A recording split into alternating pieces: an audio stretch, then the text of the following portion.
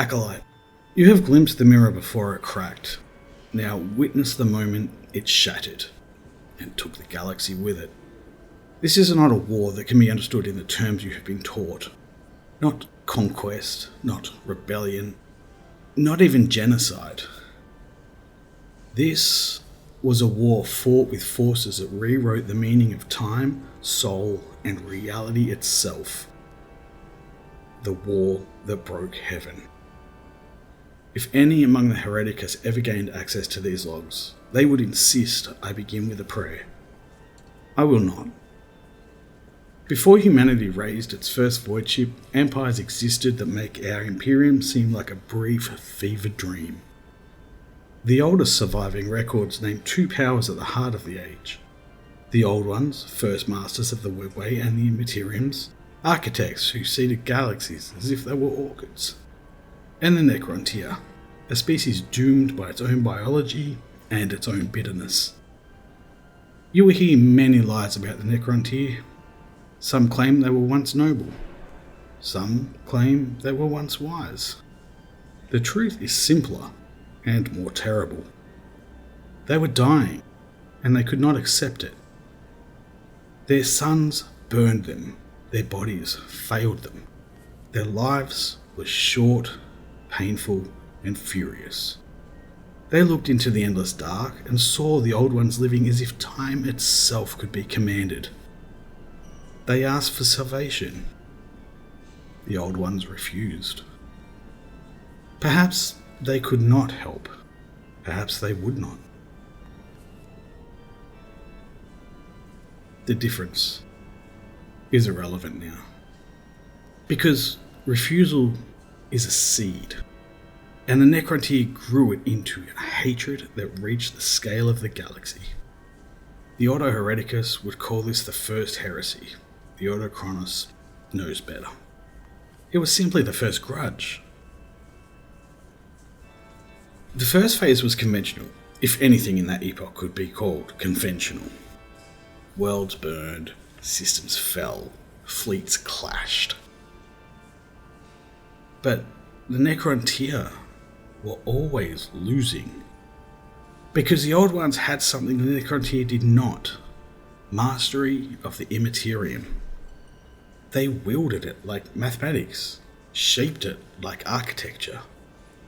They were the first to understand the most dangerous equation in the universe. Thought has consequence. And they had engineered species, countless species, with the capacity to resonate with it. They did not merely fight wars, they grew weapons. The Aeldari, yes, they are called Aeldari, not the human corruption Eldar. Swift, psychically potent, long-lived, constructed not to build art, but to survive a war that should not have been survivable. Only later would they become the civilization we recognize. Later still, the fall of their craft-world kin would name themselves Asuryani, the people of Asuryani. That word is not ancient, it is a scar. The Krog, you know them as orcs. Do not mistake them for a joke species. That is a comfort Imperials tell themselves because laughter is easier than fear.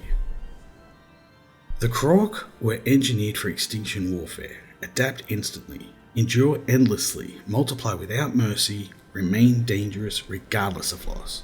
They were not cultured because culture was not their purpose. They were made to do one thing, keep fighting. And they have never stopped. Facing annihilation, the Necrontyr committed the greatest act of self-mutilation in galactic history. They turned to beings older than the stars, the Catan. Not gods, predators of fundamental forces, starborn intelligences that fed on radiation and stellar phenomena. They did not care for worship, they consumed. The Necrontyr offered them a feast. The Catan agreed. Naturally. This is the moment the Necrontyr died. Not physically, not immediately, but truly.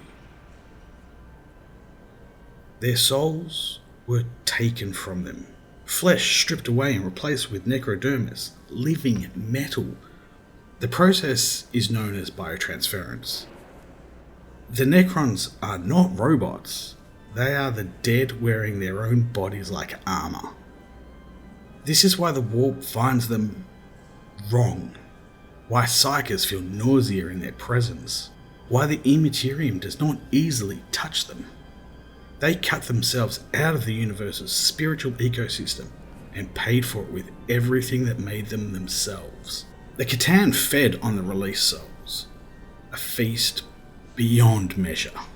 And in return, the Necrons gained bodies that would not decay, would not tire, and could be rebuilt again and again.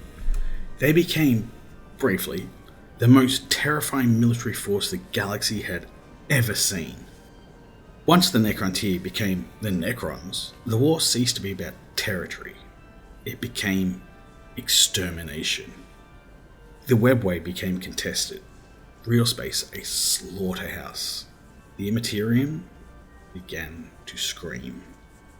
The war in heaven flooded the warp with psychic detonation on a scale beyond comprehension. Every death mattered more than deaths do now, because the galaxy was rawer, more psychically active, more responsive to pain, and pain was abundant.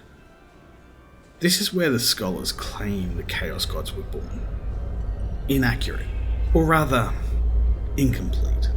The gods did not burst into existence like newborns. They congealed, thickened, became persistent. The warp learned patterns and became addicted to them. Violence, entropy, desire, change. You know their names now.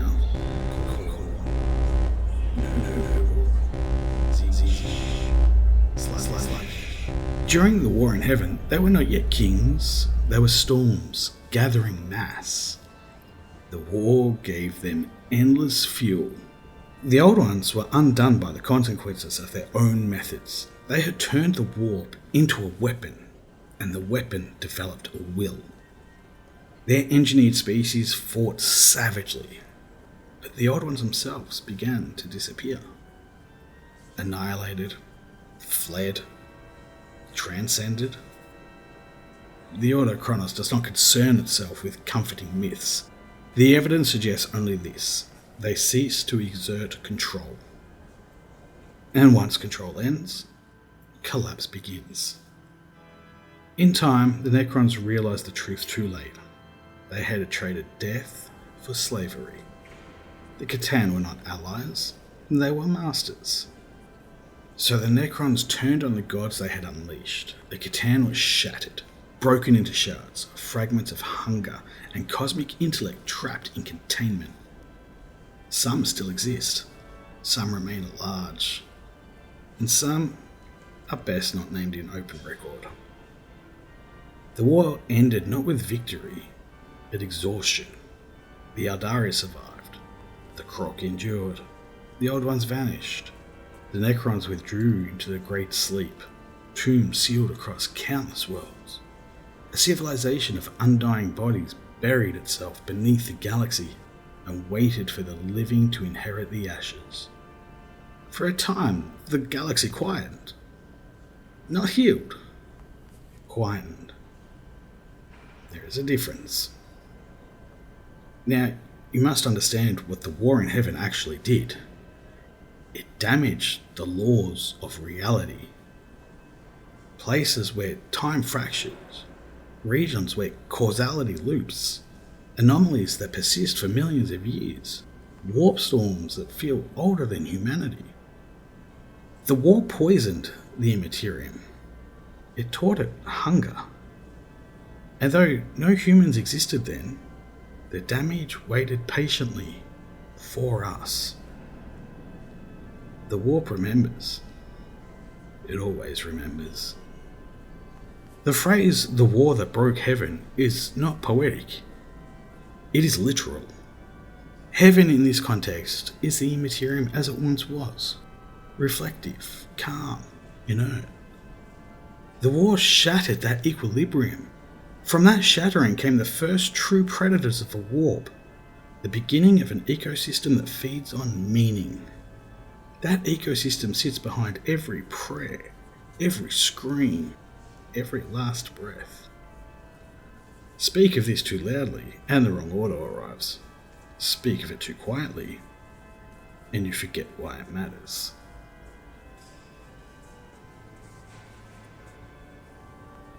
Acolyte. This war did not end. It changed form. Every Psyker birth echoes the Old One's desperation. Every Necron awakening reopens old scars. Every warp storm carries the scream of a galaxy that learned to bleed. The Blessed Emperor knew this history. He built his Imperium atop its ruins, believing reason could outlast the consequences. He was wrong. Chaos is not the enemy that invaded. It is the scar tissue of creation itself. This log strains me. The echoes grow louder, the veil thins. In the next record, the long quiet after the storm, the rise of the Aeldari dominion, the fading of ancient empires, and the emergence of a fragile, ambitious species dangerously loud within the war. Humanity. We will speak of our ascent and the seeds of our collapse. But remember this.